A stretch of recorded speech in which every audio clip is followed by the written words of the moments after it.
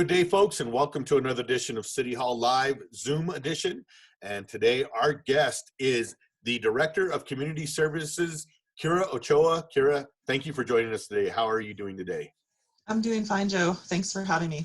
Yes, I appreciate it. I know you and your staff have been real busy out there. Community services, I'm sure, is just every day, nonstop. And so let me ask you this: what exactly has been the community services department response to the COVID pandemic that's going on? Sure. Well, a few different things. I mean, obviously, we wanted to make sure that some of the most vulnerable people in the community were as well protected as they could be. Yeah. And so, one of the first things that we did was start to look at our senior services, which is, a division run by Gino Rinaldi. Yeah. And, we knew right away we would have to stop serving congregate meals and doing programming at the centers, but that we would probably see a huge uptick in the number of home delivered meals that we were going to be putting out. And indeed, that's exactly what happened. Keying off the governor's stay-at-home order and the mayor's emergency proclamation, we closed the centers, but we actually ramped up production of the senior services Meals on Wheels program. Mm-hmm. We retooled all the staff, and they went from delivering about 250 meals per week to 3 and 4 times that. Oh, wow. As well as delivering commodities and groceries, continuing to take people to essential medical appointments. Mm-hmm. So that staff has been tremendous in the way that they've responded, and Gino's done a fabulous job of creating teams so that, if one member of a team got sick and that team had to quarantine, the other team could continue to provide the service to these existing seniors who had been using our services already, which was about 1,400 seniors in a year, Mm-hmm. As well as a lot of the new people that had never used the services but needed to use them now because they didn't want to go to the grocery store, didn't feel comfortable, or weren't as mobile as they had been. So that was one of the biggest things that community services did. I mean, yeah, it can't be understated that as a city, when we realized that we had to get our workforce as much as possible working remotely, of course, the whole goal here was to reduce community spread of COVID, to make sure that we were following the governor's orders, that we were trying to isolate as much as possible at the same time that we wanted to be super productive. Mm-hmm. I mean, we were continuing to serve our community. So in the community services department, seniors remained, on the job in force. Our library department, in the library's closing, did not stop working. They went home. They, with the support of our IT department, hit the ground running in terms of offering additional online services. We've actually added, I think, something like 152 library cards a week. So we had Maria on earlier today, and she was just telling me and showing us everything that the library has done. They've done an amazing job. It's incredible. Yeah, they've really supported. Let me just tell you this. You just said, like 4 or 5 times the amount of meals that you're having your team having to go out there and serve people.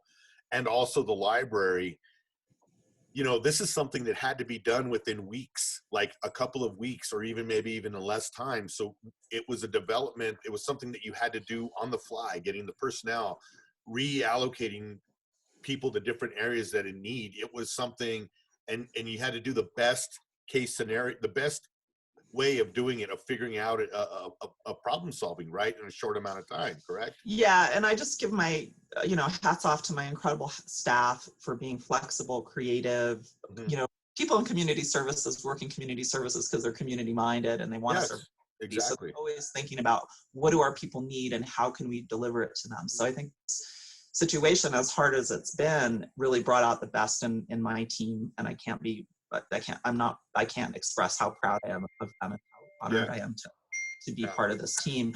The Youth and Family Services Division, similarly, after school programming obviously stopped, but our staff did not stop. They've been looking at how to create, programming for families over the summer. Mm-hmm. the youth specialists redeployed to seniors to support the senior home food delivery, as well as to our Midtown emergency shelter campus, which I'll talk about in a little bit. Yeah. And the public defender at the municipal court is also under community services, and he is continuing to serve indigent folks at the court from home. So all our services have continued, and are in many ways we've become even more productive, I can say, in some ways than we were, certainly more creative. So, getting our 185 employees in the community services department either working from home or sort of retooling on the front lines was our first focus. Mm-hmm. And then, really thinking about community spread and how we in Santa Fe could stop it and minimize it. We looked at our homeless population. That was a big part of our work in community services, is trying to address the housing crisis and people in housing crisis. During this time, it's even more important that people that were spending time in shelters, being out in the streets, have the same ability to isolate socially as those of us working from home now have, or who are housed. So what did we do? We started looking at hotels as a way to relieve pressure on the shelter. We talked to a number of different hotels. We tried out a number of different scenarios. We worked closely with our shelter partners, the wonderful two shelters we have in town, St. Elizabeth and Interfaith Shelter, or Pete's Place. The directors there and the staff were tremendous partners in helping us, solve this problem, because of course they were concerned for their guests as staff.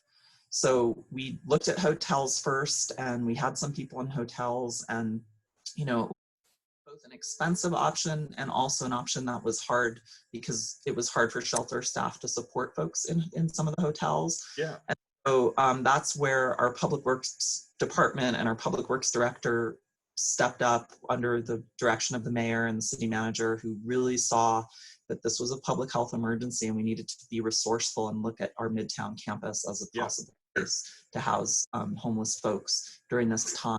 Obviously prioritizing, that we'd want people who were symptomatic, who needed to be tested, who might be sick, to have a place to be. That was also a strategy that helped us support our local hospitals so that they could not have to admit people who really didn't need to be admitted to a hospital simply because they were homeless, and that frees up beds there and frees up staff capacity at the hospitals. So we worked in close partnership with Christus, with Presbyterian, as well as the shelters, to stand up the Midtown Emergency COVID Shelter, which has now got 24 people. We're being staffed by a combination of community services staff. Our librarians, again, have stepped up, extraordinary folks. They're used to dealing and serving homeless people in the libraries, and so they're kind of naturals at helping people at the shelter.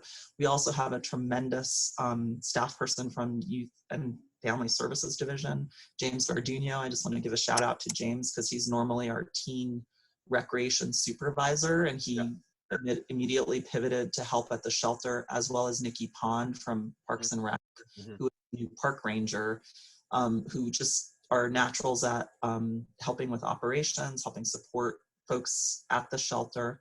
Of course, the fact that the Public Works Department as a whole was able to take these dormitories that are at the Midtown campus out of mothballs in very short order, get them up and running for fairly minimal cost, was tremendous. And Regina Wheeler has become the director of the Emergency Operations Center at Midtown, and she's our commander. She's amazing in terms of laying out what needs to happen, supporting our residents there.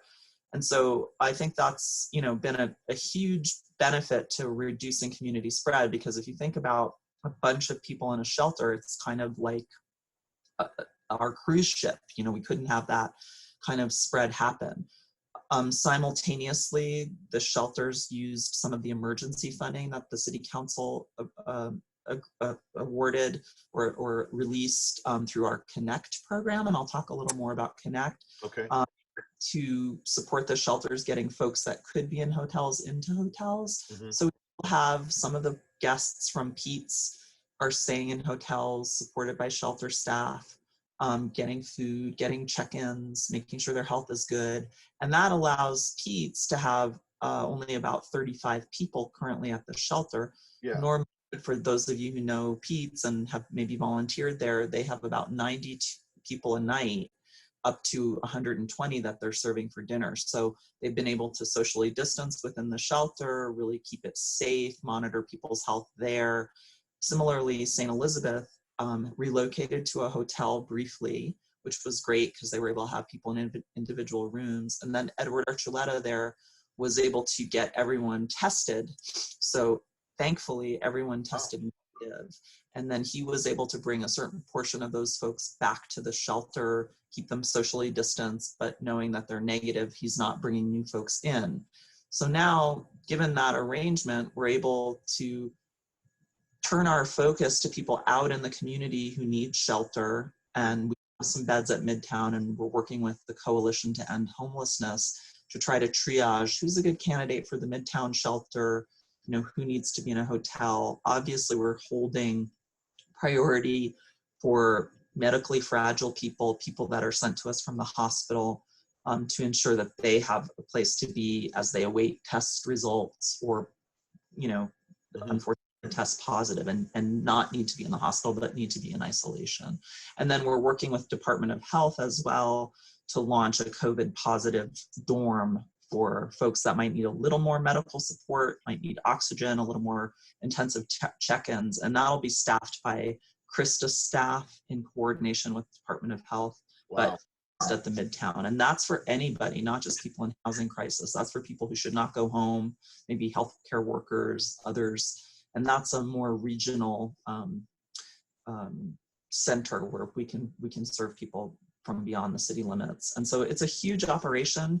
It's got a tremendous heart. The people who've volunteered to work there, the people who've stood it up are just my heroes at this point. All of us in the community really need to thank them, because not only have they helped some of the most vulnerable people in our community, but they've helped the community at large, you know, because people who are not housed are traveling around the community. They're not, you know, it's something that we want to really minimize. Not only that, we really want to give them stabilization at this time that can hopefully continue on. You know, this is a project that the Community Services Department has been working on for over a year. It's called the Built for Zero project, and that was to try to get us to zero chronic homelessness in Santa Fe. And it was working with all the community partners to firm up the system so that if somebody's in housing crisis, we can respond and we know how to get them through and how to get them housed at the other end. Ironically, as hard as this crisis is, it gives us an opportunity because everyone's sort of contained. We know where people are. We know we can talk to them about what they need. You know, do they need Social Security? Do they need you know, behavioral health support? What kind of, do they have, you know, have they gotten their tax return? We can get our case management community, our navigation community around that and really try to get them stabilized and into hopefully long-term stable housing when this is all done, which we have to keep looking, you know, to the future. Yeah, and it just it's amazing that, you know, now it's been about what, a month and a half or so since this whole thing has hit us and made us kind of change the way we look at things. And it's amazing on what you guys are doing, community service wise, public works wise, in collaboration with those departments, and that we can be at a point right now where you could say, hey, we can take on a little bit more here by adding these other programs, you know, that we might need, of people that might need this, that might be COVID positive or whatever, that you can do that. And, you know, just thank you and your staff for being able to provide that to the community. Well, that's our job. And we didn't know, you know, we're always responding to whatever the circumstances are in the community. This is unlike anything we've ever faced before. Yeah. But I've heard a phrase that I think is really true. You know, if we get it right, we won't return to the system we had. That's right. Did not fully serve the most vulnerable people in the community. And unfortunately, we're going to have more and more folks who are out of work, who are precariously housed, and we're gonna have to get this right, Yeah. because even though our public funding is, shrinking, we still in Santa Fe have a value system in New Mexico, I would say, around how a community helps each other. It's a community-minded culture, and it's a community-minded place, and we know how to do this. We just need to get on the same page. And when we have that value, that it's the good of the whole, it's the good of the family, it's the good of the group, Yes, and not absolutely. the individual need to go out and go to the grocery store and get what we want. Yeah. I think this is a little bit what's the word, warm and fuzzy, but I really do think, we need warm and fuzzy in today's world. Yes. yeah, I do think that New Mexicans and people from Santa Fe know what to do right now. Yes. This is how we were taught. This is how we were raised to be. We have to put the good of the whole before the individual, and that's what the Community Services Department is about. And so for that reason, I think we were able to pivot quickly to think, okay, what's the best way to do this? And we're working it out as we go. And one exciting thing is that we've launched a public-facing project called Connect. Yes, I was going to ask you about that. Yeah, that was my next Yeah, question. it's a project that we have going with the county. I actually used to work with the county, and it started while I was there, and then we grew it when I came over to the city. What Connect is, it's a network of health and human service agencies in Santa Fe City and County. In those agencies, whether they're homeless shelters or family serving programs like Las Cumbres or the Food Depot, there are people in those agencies who just help people. They are just people who help the people. They might be social workers, they might be promotoras, they might be admin staff at a school who just knows a family and knows that they're in need and knows how to try to get them what they need. We call people navigators because they're helping people get through a system and get resources they need to survive and thrive. So that was already going when this crisis hit. And what we were able to do, because there's a software system that all the navigators in this network use to screen people, to provide referrals, that public-facing portal. So if you're in need, you can go to the City of Santa Fe webpage and click on I'm in need because of COVID, fill out a really brief form, will consent, and somebody will contact you to figure out how to help you. And so we're really excited that some of the emergency funds that the council released is going into Connect. It's also happening at the county in parallel, so we're in close partnership with them. And then really exciting, Joe, is that we've had a number of community organizations and projects, including Creative Santa Fe, reach out to us because they would like to donate proceeds from some of their fundraising to Connect. And the beautiful thing about it is whether you donate, and hopefully very soon we'll have a little click button where any individual in the community can go in and donate. Because the really neat thing is that 100% of your donation goes to a direct need for a family or an individual in Santa Fe. You can for sure that if you donate $25 is going to go to that person's food need. If you're able to do more, that money is going to go to rental assistance, could be a transportation need, a car repair that's going to help keep an essential worker getting to work. And so it's a neat project because it boosts what we're already doing. We already like, oh, does my neighbor go to the grocery store for him? Oh, does my neighbor maybe need a little extra help out? It gives a way for people to do that in a formal way, and for local government to support it and hold it, so we become partners in how we take care of our community together. So I think that's something that I'm excited about. It gives a place for people to go with their desire to help. And you never know, any one of us might be one paycheck away from needing that assistance. And I think that's something that this crisis is showing, that, unfortunately, economic hardship is an equal opportunity. Well, yeah. And I was talking to Jill Dixon. We had her on the show yesterday, and she was telling me, that We have people, we're not judging you by the car that you drive when you show up to pick up, you know, at one of our food disbursement places, you know, where they're handing out food.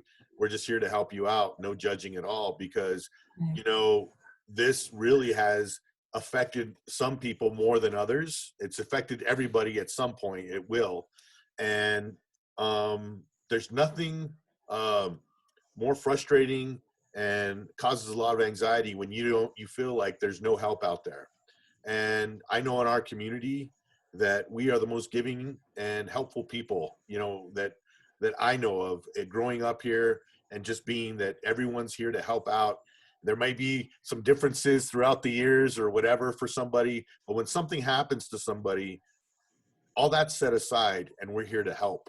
And That's right. and it just sounds like to me, you know, we I don't want to, you know, it's great that we have always been a city of giving. Even the municipality, the city itself, as an organization, we've always tried to do right by everybody. But when really a crisis comes down, it really measures your character and how prepared you are, and the type of people that you hire and that you have on your team, and how we perform. And when you have a bunch of giving people on your team, it's magic, and it's a great thing to hear. Yeah, I'm so blessed to have the team we have in community services and all the volunteers that want to help. And, you know, I've never been happier to be from Santa Fe. It just feels like we are in crisis on some level, but we're also doing so well with our social distancing, thanks to the governor's leadership, Yes, the mayor, absolutely. and each person taking it seriously. Nobody knows exactly what the future holds, but I think if we keep doing, it's hard. You know, we like to be with each other. We're people that like to gather. We like to eat together. We like to celebrate together, and it's tough. Yes. You know, think like, oh, the best thing I can do for my community is actually stay at home and not necessarily, you know, my mom comes to the curb every day, and we have a conversation between her and her grandkids, and it's, you know, it's heartbreaking, but it's like we want to hug, but we won't. You know, I know so many people are like fighting with that right now. Like, is this really necessary to do this? And I think we don't want to find out it was. I don't want to be, you know, find out the hard way. So let's keep doing this. Know that we really are connected, even though we're not connected in the same way we were. And in some ways, we're working on building a system together that can take us forward into an unknown future, using the values that we have always had, you know, as a community, that we know how to be smart with our resources in Santa Fe and New Mexico. People have had to do that for a long time, hundreds of years here, right? Yes. How to be smart with water resource that's scarce, how to be smart with food, how to make sure that the most vulnerable people in the community are taken care of first, and that we then take care of all the rest of us, and that we have a system of doing that. And that's really what community services is about. It's about shoring up our local system. Government can't do it alone, nonprofits can't do it alone, individuals can't do it alone. We have to figure out how to work together on it. So that's what's, to me, optimistic about this time, and heartening. I see that happening even more than I ever did, just with people that want to lend a hand or want to lend a dollar or get it. You know, they want to keep helping people no matter what, whether it's from their home, from their computer, or because they're willing to do a job that they never did before. You know, a librarian go work at an emergency shelter, or a youth specialist go do that. That's incredible. Like, people have those. And so I'm just really amazed by community services, and I know I'm kind of bragging about them, but it's really a reflection of so many of the good-hearted people in Santa Fe and what they would naturally do in a crisis. You're right. It totally brings out who you are as a community, as a person. And we're seeing that every day. There's so many stories of, you know, what people are doing above and beyond. I mean, our senior services, Meals on Wheels staff and drivers delivered 1,400 meals the week before Easter, right? 1,400 meals, and normally I'm saying it's 250. So that really ramped up for Easter because there was a day off.